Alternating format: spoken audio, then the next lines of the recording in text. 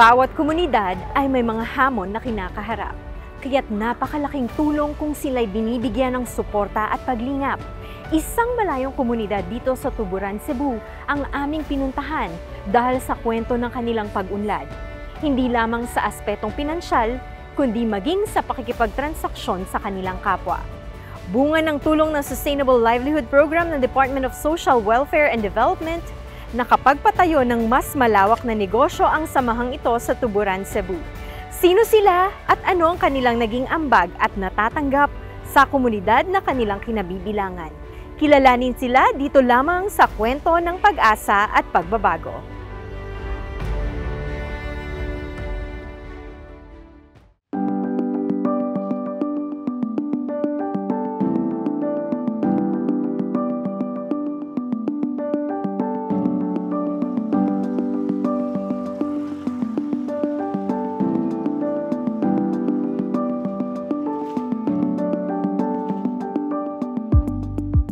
Sa bayan ng Tuburan, Cebu, isang kwento ng pag-asa at pag-unlad ang unti-unting namayani.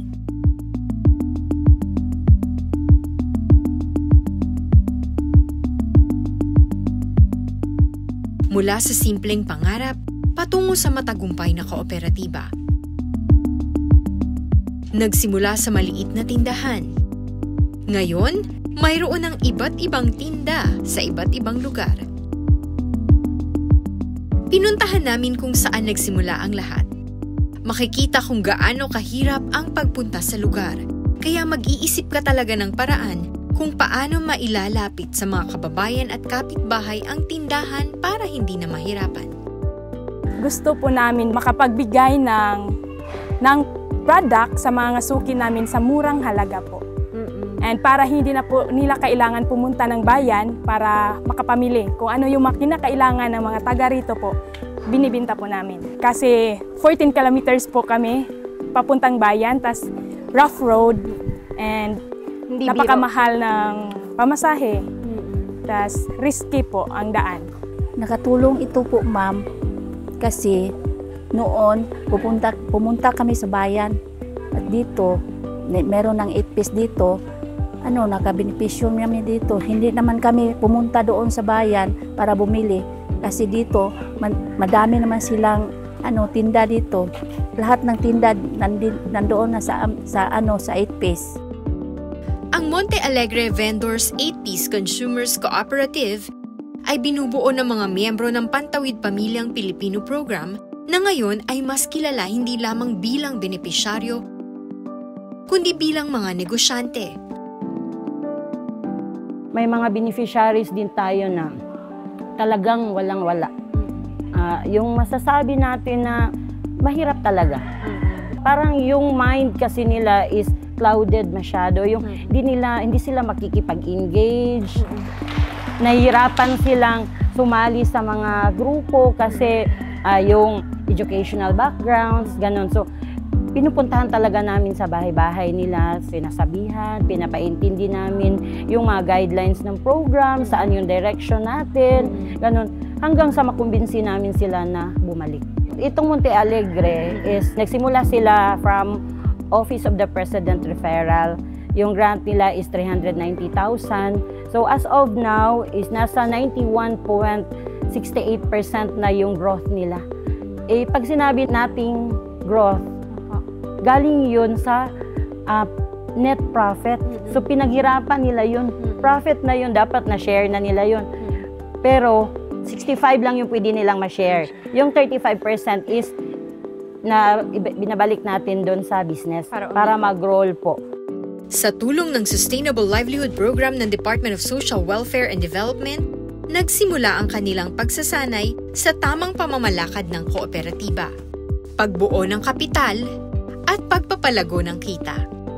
Sa DSWD, nag-select kami mga 10 barangays, kinakandakan namin ng interview, orientation about sa SLP. So doon, yung willing na magsali sa programa, pina-fill up namin ng intent para magsali sa SLP. So after that, kino-cross match namin sila. Kino-cross match o based sa listahan ng program, kung nabilong sila sa poor family, so sila ang binabalikan namin for another round of capacity building. So doon na namin nagawa kami ng SWOT analysis para malaman namin kung ano talaga ang gusto nilang negosyo, kasi sila dapat ang magpili ng negosyo.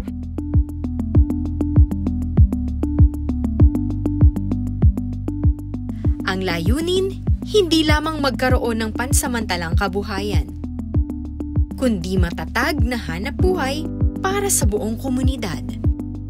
After 2 years and 3 months, ma'am, ito na siya. Naging known na siya. And ito yung main branch namin. Then nakapagtayo na din po kami ng 3 pang branch outs. So sa iba't ibang sitio po ng Barangay Monte Alegre po. Nagkaroon na rin sila ng iba't ibang sangay na tindahan sa iba't ibang sitio. Binisita rin namin ang isa sa mga ito.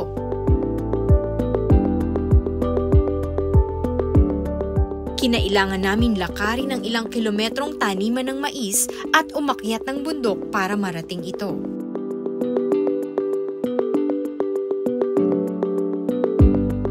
Dito kasi sa Cebu, walang masyadong palayan, pero marami kang makikitang mais. Kaya kahit saan ka tumingin na lugar, maraming maisan.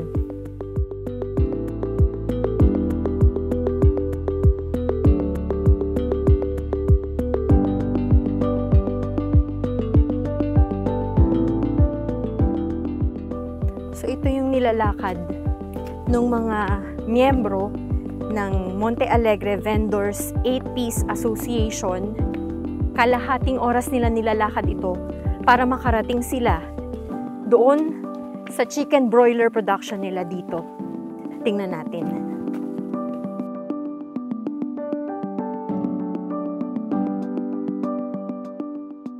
Bukod po dun sa mga general merchandise namin, ma'am, meron din po kaming chicken broiler. Pang 10th cycle na po namin ngayon. And ito po, ready to harvest na po. Bukas po, mag-harvest po kami.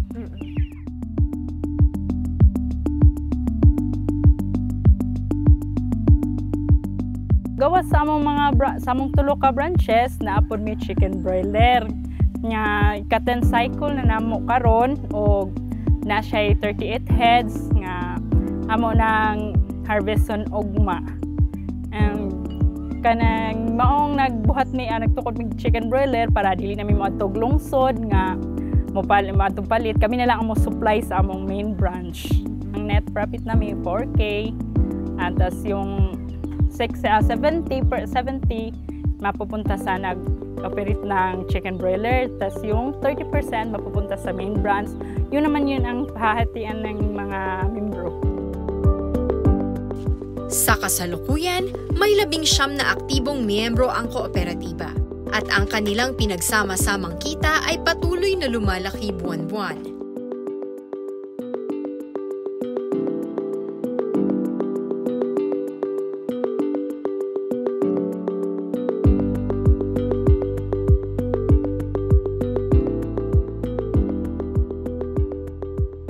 Pinapaintindi rin talaga namin sa kanila na at the end of the day is walang kukunin ang government. Maski piso, walang kukunin ng gobyerno. Diyan sa lahat ng income babalik sa inyo. Inyo lahat yan. So pagbutihin nyo yan, palakihin nyo yan, alagaan nyo yung mga pinili nyong mga negosyo. Matibay din ang suporta ng lokal na pamahalaan ng Tuburan. Sa katunayan, tinutulungan sila na palaguin pa ang kanilang kita sa pamamagitan ng pag-i-invest dito. Yung DSW talaga malaking bagay kasi kayo may pera eh. So, kung ma-access yung pera ninyo sa magamit ng tama, talagang ano yun, magdodoble yun. So, kung ma-empower natin yung tao, maturuan natin sila kung paano maging productive, saka ma-empowered natin sila, maturuan natin sila ng financial literacy, malaking bagay, hindi masayang yung pera na binibigay ninyo. Ngayon, rehistrado na sila sa Cooperative Development Authority at Bureau of Internal Revenue at mas pinatatag pa ang samahan sa pamamagitan ng dagdag na kaalaman sa pamumuhunan, bookkeeping at marketing. Meron po kaming monthly sharing. So, sa ganitong business, hindi po regular ang income. So, nasubukan na po namin na for 1 month, nakapag-share po kami ng 5,000 each. Pinakababa na po yung 1,000 plus each po. Malaking tulong na po yun sa pamilya namin. Monthly po yun, ma'am. Hindi naging madali ang lahat. Dumaan sila sa maraming pagsubok, kakulangan sa puhunan at hamon sa logistics. Ngunit sa tulong ng DSWD at ng kanilang determinasyon, sila ay patuloy na umaangat.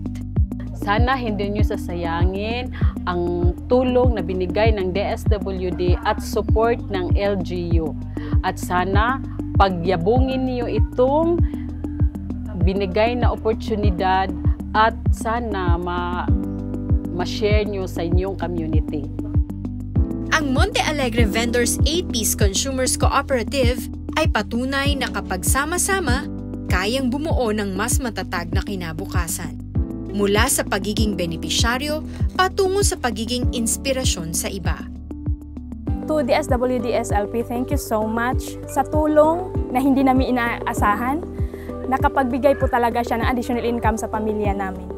And malaking tulong na po ito sa amin, sa lahat ng members. Maraming salamat po sa DSWD kasi malaking tulong po ito na hindi lang sa aming pamumuhay, kundi sa mga tao po na bumibili para hindi na sila malayo pa.